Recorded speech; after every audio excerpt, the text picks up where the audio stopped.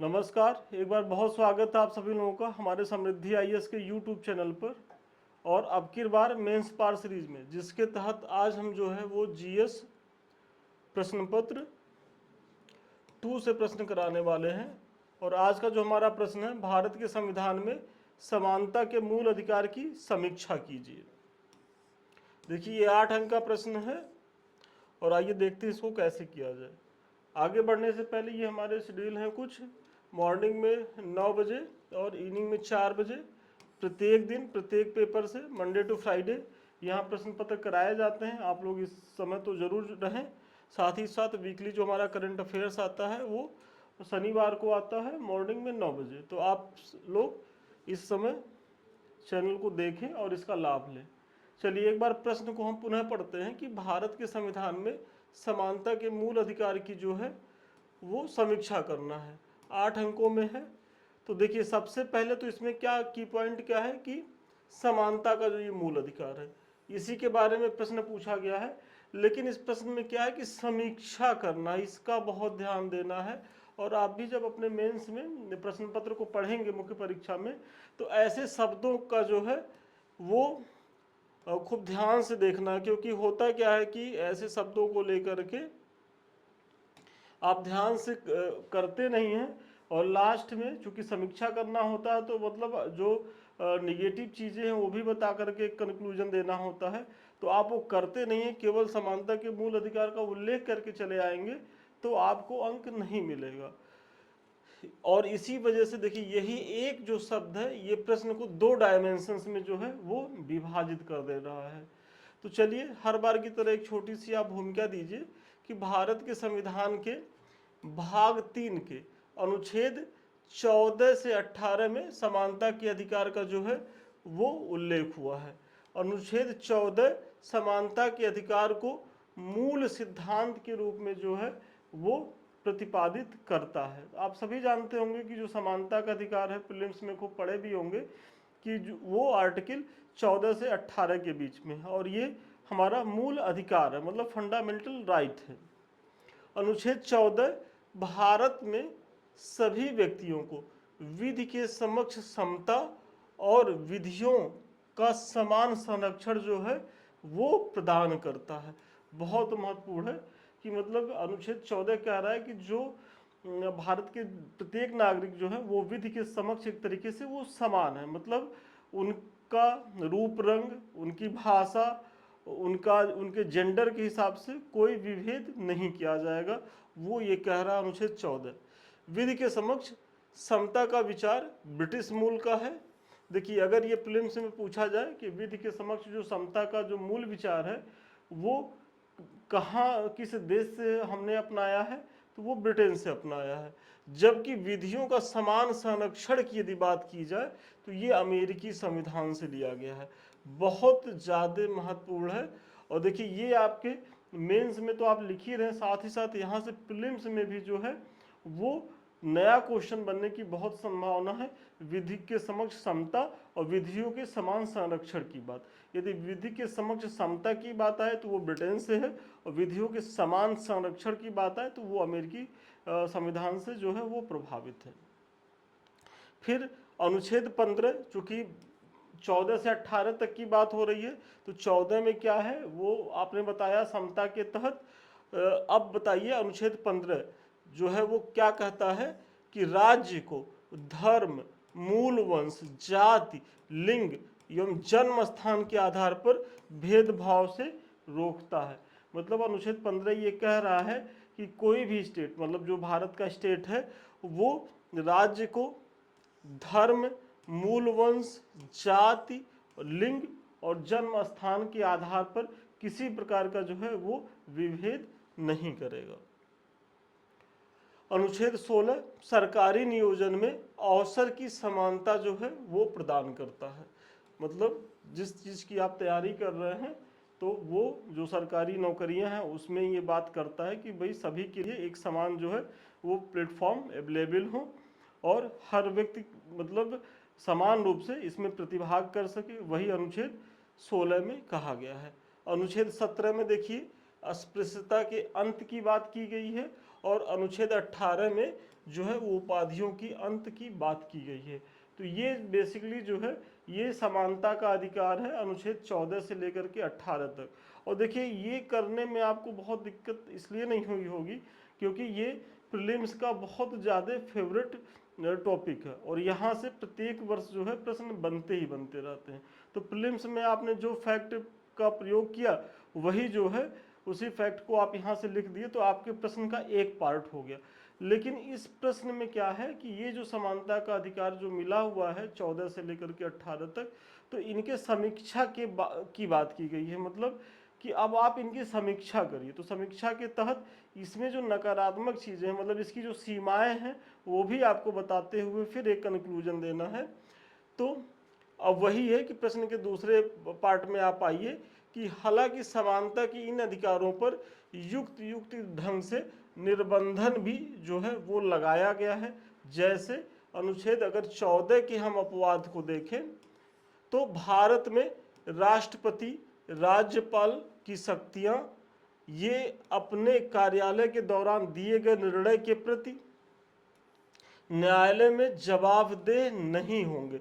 मतलब अनुच्छेद 14 के दायरे से कौन ऊपर है? तो जो गवर्नर है, जो भारत का प्रेसिडेंट है, उसके बारे में ये है कि ये अपने निर्णय के प्रति जो है जब तक ये कार्यकाल में रहते हैं, इनका टेन्योर रहता है, तो ये जो है किसी भी अपने निर्णय दिए गए निर्णय के प्रति जो है न्यायालय में जो है ये मतलब दोषी नहीं ठहराया जा सकता या इनके प्रति कोई मुकदमा या वाद नहीं चलाया जा सकता, जवाबदेह नहीं होंगे।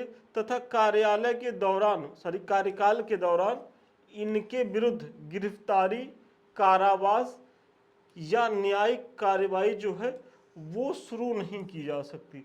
मतलब यदि ये अपने पद पे हैं तो इस ड्यूरेशन में इनको जो है वो गिरफ्तार नहीं किया जा सकता, कोई भी न्यायिक कार्यवाही इनके खिलाफ नहीं की जा सकती। तो ये कहीं न कहीं अगर देखा जाए तो जो आर्टिकल 14 है उसका जो है ये अतिक्रमण कर रहा है।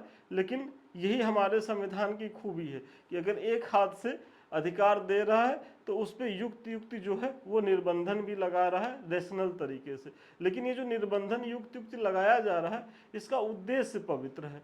अब चूंकि ये जो राष्ट्रपति या जो गवर्नर के ऊपर ये इनको इतना विशेषाधिकार दिया गया है तो ये एक देश के, एक राज्य के संवैधानिक प्रमुख होते हैं। अगर इस तरीके से इनको मुकदमे में ही बार बार सामना करना पड़े तो कौन इस पद पे आना चाहेगा। और इस तरीके से तो जो विधायिका या जो कार्यपालिका है उसकी शक्तियां जो है वो तो छीड़ हो जाएंगी। तो उन्हीं को अक्षुण्ण बनाए रखने के लिए ये प्रयास है। तो ये जरूरी भी है देश को चलाने के लिए, स्टेट को चलाने के लिए। चलिए आगे बढ़ने से पहले छोटी लेकिन महत्वपूर्ण सूचना। देखिए अभी जो समय है वो मुख्य परीक्षा को लेकर के है। आप भी हमारे इस प्रोग्राम से जुड़ सकते हैं। 2 बैच हमारे चल रहे हैं, एक तो अब की बार मेंस पर और दूसरा जो है हमारा शून्य से शिखर। देखिए दोनों बैच में प्रक्रिया वही होती है, लेकिन चूंकि ये बैच उन बच्चों के लिए है अब की बार मेंस पर जिनका जून में मेंस है। तो यहाँ हम प्रयास करते हैं कि आपको एक दिन में 6 क्वेश्चन तक करवाएं। अगर चीज़ें होंगी तो अगर आप लोग सहयोग करेंगे तो हम 8 क्वेश्चन तक भी जाएंगे। और यहाँ क्या होता है कि 2 से 4 क्वेश्चन हम प्रत्येक दिन देते हैं आपको करने के लिए। आपके पास 24 घंटा होता है, आप लिख करके उसको दिखाएंगे, उसकी इस तरीके से प्रॉपर वे में मार्किंग होगी। जो भी कमी रहेगी, यदि आपका आधा नंबर भी कटा है तो बताया जाएगा कि क्यों कटा है, क्या कमी रह गई है, कैसे आप इसको जो है इम्प्रूव कर सकते हैं। और जब कॉपी आपकी चेक हो जाएगी तो सेम डे ही इस तरीके से मॉडल आंसर भी मिल जाएगा। तो इसके माध्यम से हमारा यही प्रयास है कि जब आप मुख्य परीक्षा में जाइए तो कम से कम 500 प्रश्नों का जो है मॉडल आंसर आप करके जाइए। आपके पास वो एकदम जुबान पे रहे, टिप्स पे रहे और ये प्रत्येक टॉपिक वाइज रहेगा। तो सोचिए कि कितनी सहूलियत आपको फिर अपने मुख्य परीक्षा में होने वाली है। तो आप इन बैचों से जुड़िए, इसका लाभ उठाइए। फिर अगर देखा जाए जो इसकी सीमाएं हैं उसमें एक और सीमा अगर जोड़ी जाए तो अनुच्छेद 105 के तहत है। अनुच्छेद 105 ये कहता है कि संसद सदस्यों पर संसद में कही गई कोई बात या दिए गए किसी मत के संबंध में न्यायालय में कोई कार्रवाई जो है वो नहीं की जा सकती। देखिए प्रीलिम्स में आपके पूछा गया प्रश्न है कि भाई जो है संसद को जो विशेषाधिकार प्राप्त होते हैं वो किस आर्टिकल के तहत होते हैं, तो वो आर्टिकल 105 के तहत होते हैं। और इसमें जो माननीय सांसद जी लोग होते हैं, तो ये जो मतलब आप लोग देख रहे होंगे कि जब सत्र चलता है तो किस तरीके से ये उल जलूल हरकत करते रहते हैं। तो वो हरकत करने पे ऐसा नहीं कि हम आप अगर नागरिक हैं तो इनके खिलाफ केस कर दें, नहीं कर पाएंगे, क्योंकि इनको इसी के तहत जो है संरक्षण प्राप्त है। नहीं तो हरकत तो यही रहती है कि मतलब कितना उल जुलूल टाइप के डिबेट में जो है ये लोग अपना ऊर्जा, अपने समय जो है वो बेकार कर देते हैं। और इसीलिए कहा जाता है कि जो भारतीय संसद की जो कार्रवाई की जो प्रक्रिया है वो बहुत स्लो है, बहुत पैसा खर्चा होता है, उस हिसाब से इसका जो है इसमें जो कार्यों की निष्पत्ति उतनी नहीं हो पाती। क्यों नहीं हो पाती? क्योंकि यहाँ मैटर जो है मामला विकास का तो होता ही नहीं है। यहाँ कोई भी बढ़िया से बढ़िया विधेयक रहेगा एजुकेशन को लेकर के, हेल्थ को लेकर के, डेवलपमेंट को लेकर के, उस पर कोई डिबेट नहीं होगा। इस पे डिबेट होगा जातियों पे, सांप्रदायिक इशूज पे। और इस समय तो आप देख रहे होंगे कि बाबर, राणा संगा, मंदिर, मस्जिद, यही सारी चीज़ें जो है वो छाई रहती हैं। मतलब काम की चीज़ें बहुत कम। सोचिए काम की जो चीज़ें होती है वो बिल कब आया कब पास होकर चला गया पता ही नहीं चलता। और जहाँ इन लोगों को अपने वोट बैंक की राजनीति करनी है वहाँ होता है। कायदे से तो डिबेट उन चीज़ों पे होना चाहिए होता है, क्योंकि अगर वहाँ कायदे से डिबेट होगा तो एक तरीके से वो ऐसा सागर मंथन होगा कि उससे बहुत से रत्न निकलेंगे। लेकिन वो रत्न निकालने की प्रक्रिया होती ही नहीं है और कुरत्न निकाला जाता है, तो अब क्या ही कहा जाए। लेकिन चलिए, माननीय लोग हैं। फिर इसके अतिरिक्त विदेशी शासक, राजदूत एवं कूटनीतिक व्यक्ति भी जो है दीवानी एवं फौजदारी मुकदमे से जो है मुक्त होते हैं। देखिए जो राजदूत होते हैं, जो विदेशी शासक होते हैं, उन लोगों को भी जो है इस तरीके के दायरे से बाहर रखा जाता है। हालांकि ऐसा नहीं है कि यदि कोई राजनयिक है, अगर पाकिस्तान का है या किसी देश का, यहाँ कुछ क्राइम करता है तो उसके खिलाफ हमारे कानून के अंतर्गत उस पर कार्रवाई नहीं होगी। लेकिन भारत सरकार के अनुरोध पर उसके देश के अनुसार वैसी कार्रवाई वो होगी। लेकिन चूंकि अब ये सब एक देश को रिप्रेजेंट करते हैं तो इसलिए इनको जो है न्यायिक संरक्षण इस तरीके से मिला होता है। तो ये भी जो है अगर देखा जाए तो समानता के अधिकार का जो है एक अपवाद ही है।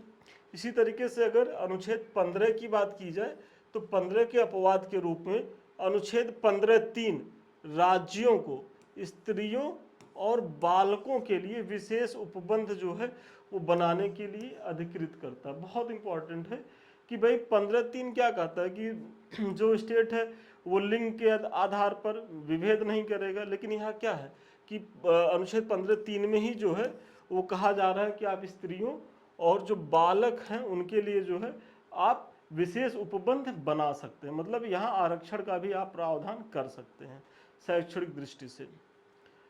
फिर अनुच्छेद 15(4) में राज्यों को सामाजिक और शैक्षणिक दृष्टि से पिछड़े नागरिकों या अनुसूचित जातियों एवं जनजातियों के लिए विशेष उपबंध करने की बात करता है। बहुत महत्वपूर्ण है कि आर्टिकल 15(4) ये कह रहा है कि अगर राज्य का कोई समाज है या कोई व्यक्ति है जो शैक्षणिक दृष्टि से जो पिछड़ा है, तो ऐसे में जो अनुसूचित जातियां हैं एवं जनजातियां हैं उनके लिए विशेष उपबंध का प्रावधान किया जाता है। इसलिए देखिएगा आपको कि जब आप फॉर्म भरते होंगे तो SC ST को जो है इसके तहत कुछ वरीयता मिलती है कि मतलब उनके लिए कुछ सीटें आरक्षित होती हैं कि उन सीटों पर उन्हीं की जो है वो नियुक्ति होगी, उन्हीं का चयन किया जाएगा। फिर अनुच्छेद 16(4) के तहत देखा जाए तो राज्य नियुक्तियों में आरक्षण की जो है वो व्यवस्था करता है या किसी पद को पिछड़े वर्ग के पक्ष में जो है वो बना सकता है। मतलब जो आरक्षण की बात है, OBC आरक्षण की बात है, ये कहाँ है? तो ये अनुच्छेद 16(4) में है। और देखिए इसको भी लाने का उद्देश्य यही है कि भाई समाज में जो पिछड़े लोग हैं, जो आर्थिक रूप से, शैक्षणिक रूप से पिछड़े हैं, उनको मुख्य धारा में लाया जाए। तो सरकारें इस तरीके का प्रयास कर सकती हैं। तो ये आप ये मत कहिए कि सर समानता का अधिकार के तहत तो ये उल्लंघन नहीं, ये संविधान में ही प्रावधान भी कर दिया गया है कि नहीं। क्योंकि हमारे यहाँ क्या है कि जो विकास है उसको तृणमूल स्तर तक, मतलब व्यक्ति के मतलब समाज के अंतिम व्यक्ति तक पहुंचाना होता है। तो ऐसे में अगर इस तरीके के प्रयास नहीं किए जाएंगे तो फिर जो भी योजनाएं हैं, जो भी नीतियां हैं, उसका लाभ कौन लेगा? एक विशेष वर्ग तक ही सीमित रह जाएंगी। तो उससे तो सोशल जस्टिस नहीं होगा, सामाजिक न्याय नहीं होगा, क्योंकि भारत के संविधान में तो प्रत्येक नागरिक बराबर है। तो इसीलिए उनको मुख्य धारा में लाने के लिए ये प्रयास किया गया है। हालांकि ये अस्थायी प्रयास है, सरकार को लगेगा कि यदि ये चीज़ें बैलेंस हो गई हैं तो इनको फिर हटाया भी जा सकता है, लेकिन वो तब जब सरकारों को इस तरीके की चीज़ें लगेंगे। इसी प्रकार अनुच्छेद 18 के संदर्भ में सुप्रीम कोर्ट ने एक वाद में निर्णय देते हुए कहा कि पद्म विभूषण, भूषण एवं पद्मश्री पुरस्कारों को उपाधि जो है वो नहीं माना, क्योंकि इन पुरस्कारों को प्राप्त करने वाला अपने नाम में इसका प्रयोग नहीं करता। मतलब ये जो पद्म पुरस्कार दिए जाते हैं, तो इन पुरस्कारों को जो है उपाधियों के अंतर्गत इसलिए नहीं रखा जाता कि ये जो है कोई भी व्यक्ति, अगर सपोज करिए कि हम ही अगर पद्मश्री पाते हैं तो हम ये नहीं लिख सकते कि पद्मश्री संदीप मिश्रा, ये कानूनन गलत है। या कोई भी पा रहा है तो वो ऐसा मेंशन नहीं करता, इसीलिए इसकी जो है वो वैधता बनी है। नहीं तो कायदे से तो उपाधियों की अंत की बात की गई है अनुच्छेद 18 में। तो अगर उपाधियों की अंत की बात हो तो ये उपाधियाँ क्यों दी जा रही हैं? तो वो इसलिए ये दी जा रही हैं क्योंकि यहाँ जो उपाधि जो प्राप्त व्यक्ति है वो अपने नाम के आगे इनका मेंशन नहीं करता। और अगर कहीं भी आप देखिए वहाँ लिखा हो कि पद्म विभूषण फला, पद्मश्री फला, तो वो गलत है, वो उनको ऐसा नहीं करना चाहिए। तो ये चीज़ें आप बता रहे हैं अनुच्छेद 18 के अपवाद के तहत। अब निष्कर्ष बता दीजिए किस प्रकार उपर्युक्त विवरण से स्पष्ट है कि देश एवं समाज में तृणमूल स्तर तक, ये देखिए हम सुधरवाए थे लेकिन ये सुधारे नहीं है एडिटर जो हमारे हैं, तृणमूल स्तर तक जो सामाजिक न्याय को स्थापित करने में, देखिए यहाँ सामाजिक न्याय आप जोड़ लीजिएगा, सामाजिक न्याय को स्थापित करने में समानता के मूल अधिकारों का व्यापक महत्व है। जहाँ तक इससे संबंधित अपवादों का प्रश्न है तो वह भी आर्थिक, सामाजिक एवं राजनीतिक स्तर पर समानता स्थापित करने की दिशा में जो है वो उल्लेखनीय कदम है। मतलब आप यहाँ ये बता रहे हैं कि अगर देखा जाए तो 14 से 18 वैसे तो बहुत महत्वपूर्ण आर्टिकल्स हैं समानता की दिशा में। इसके जो अपवाद हैं उनको भी जो है हम ये नहीं कह सकते कि समानता के जो अधिकार है उनका क्षरण कर रहे हैं, नहीं, वो भारत की विविधता और भारत में जो सामाजिक न्याय का जो एक तरीके से जो बिखराव था उसको मेंटेन करने के लिए ये प्रयास भी जो है बहुत आवश्यक और अनिवार्य हैं। और आज़ादी के बाद आप देख रहे होंगे इसीलिए कि जहां वर्चस्व कुछ जातियों के पास था, अब धीरे धीरे हमारे मतलब जो हमारी जो पॉलिटिकल धारा है या जो एजुकेशन है या सारी चीज़ें, तो यहाँ हर वर्ग के लोग आ रहे हैं और अपनी उपस्थिति दर्ज करा रहे हैं। तो वो कैसे संभव हो पाया?